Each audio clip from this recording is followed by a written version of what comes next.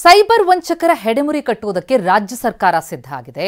High court ಸೂಚನೆಯ ಬೆನ್ನಲ್ಲೇ ದೇಶದ ಮೊದಲ ಸೈಬರ್ ಕಮಾಂಡ್ ಸೆಂಟರ್ ರಾಜ್ಯದಲ್ಲಿ ಸ್ಥಾಪನೆಯಾಗಿದೆ.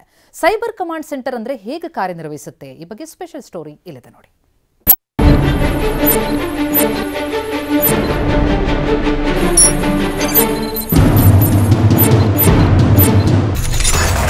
ರಾಜ್ಯದಲ್ಲಿ ಸ್ಥಾಪನೆಯಾದ ಮೊದಲ ಸೈಬರ್ ಕಮಾಂಡ್ ಸೆಂಟರ್.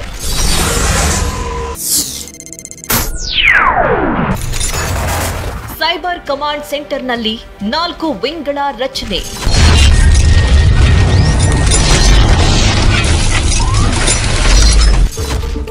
ಸೈಬರ್ ವಂಚನೆಗೆ ಕಡಿವಾಣ ಹಾಕಲು ಹೈಕೋರ್ಟ್ ಸರ್ಕಾರಕ್ಕೆ ಸೂಚನೆ ಕೊಟ್ಟಿತ್ತು. ಈ ಹಿನ್ನೆಲೆಯಲ್ಲಿ ಸೆಪ್ಟೆಂಬರ್ 8ರಂದು ದೇಶದಲ್ಲೇ ಮೊದಲ ಸೈಬರ್ ಕಮಾಂಡ್ ಸೆಂಟರ್ ಅನ್ನು ಬೆಂಗಳೂರಲ್ಲಿ ತೆರೆಯಲಾಗಿದೆ. ಪ್ರಣಬ್ ಮೊಹಂತಿ ಅವರನ್ನ ಡಿಐಜಿಯಾಗಿ ಕಮಾಂಡ್ ಸೆಂಟರ್ಗೆ ನೇಮಕ ಮಾಡಲಾಗಿದೆ. ಕೇವಲ ಸೈಬರ್ ಫ್ರಾಡ್ ಪತ್ತೆಗೆ ಸಿದ್ಧವಾಗಿರುವ ಕಮಾಂಡ್ ಸೆಂಟರ್ನಲ್ಲಿ 4 ವಿಂಗ್ಗಳು ಕಾರ್ಯನಿರ್ವಹಣೆ ಮಾಡಲಿವೆ. ಕಮಾಂಡ್ ಸೆಂಟರ್ನಲ್ಲಿ 4 wing. Cyber crime wing cyber ಅಪರಾಧಗಳನ್ನು ಪತ್ತೆ ಮಾಡಿ ದೂರು ದಾಖಲಿಸಿಕೊಂಡು ತನಿಖೆ ನಡೆಸುತ್ತೆ. ಸೈಬರ್ ಸೆಕ್ಯೂರಿಟಿ ವಿಂಗ್ ಬ್ಯಾಂಕ್ ಖಾತೆ, ಸಾಮಾಜಿಕ ಜಾಲತಾಣ, ಸಾಫ್ಟ್ವೇರ್ ಹ್ಯಾಕ್ ಮಾಡುವವರನ್ನ ಪತ್ತೆ ಮಾಡುತ್ತೆ.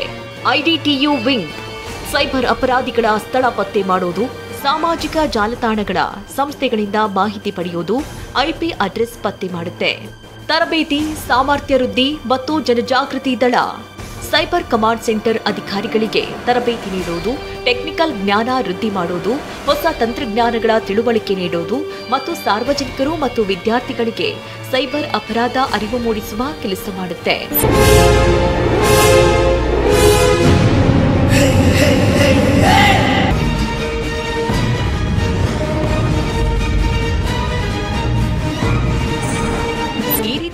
ಸೈಬರ್ ಕಮಾಂಡ್ ಸೆಂಟರ್ ಕೆಲಸ ನಿರ್ವಹಣೆ ಮಾಡಲಿದೆ.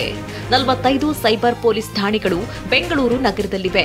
ಜಿಲ್ಲಾ ವ್ಯಾಪ್ತಿಯಲ್ಲಿ ಪೊಲೀಸ್ ಠಾಣೆಯಲ್ಲಿ ದೂರು ದಾಖಲಿಸಬಹುದು.